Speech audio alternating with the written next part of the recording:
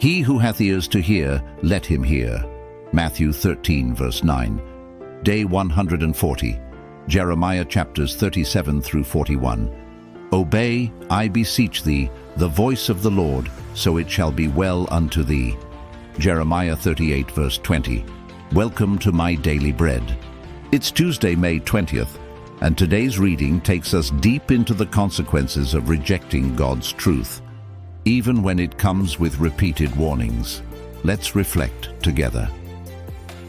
In chapter 37, King Zedekiah sends for Jeremiah secretly. He wants a word from the Lord, but doesn't want to follow it. Jeremiah tells him clearly, the Babylonians will return. There's no escaping it. Instead of repenting, the leaders imprison Jeremiah, punishing him for truth-telling. In chapter 38, things get worse. Jeremiah is thrown into a muddy dungeon, left to die. But God raises up an unlikely rescuer, Ebed-Melech, an Ethiopian servant who steps in with courage and compassion. Zedekiah calls for Jeremiah again, and the prophet pleads, Obey the voice of the Lord, so it shall be well unto thee. But Zedekiah fears men more than God.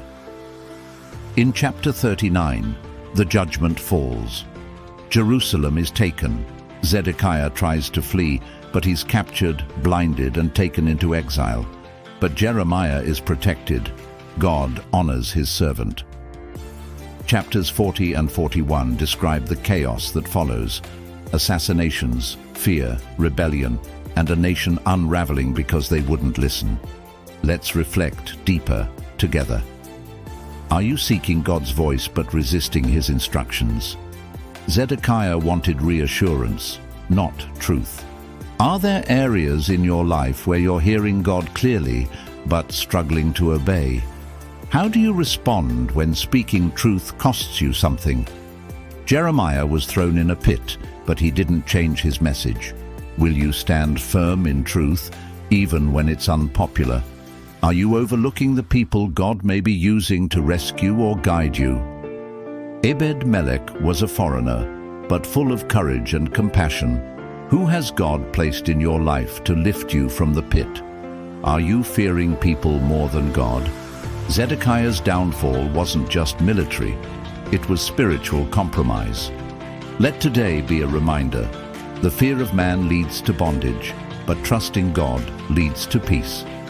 As we close today's reflection, truth may not always be easy to hear, but it's always an invitation to life. God's voice is still speaking. Are we ready to obey? Thank you for joining me today on Daily Bread Reflections. Tomorrow, we'll return to the Gospel of Luke with chapters 3 and 4, where we'll witness John the Baptist's bold message and Jesus' powerful resistance in the wilderness. Until then, stay bold, stay obedient, and keep returning to the table. There's fresh bread waiting for you every day. If today's reflection blessed you, don't forget to like, share, and subscribe. It helps us spread the word and reach more hearts with God's truth and grace. Tap the bell so you never miss a new devotional. Let's keep growing together, one day, one verse, one fresh word at a time. Thanks for being part of the My Daily Bread family, where the table is always set and the bread is always fresh.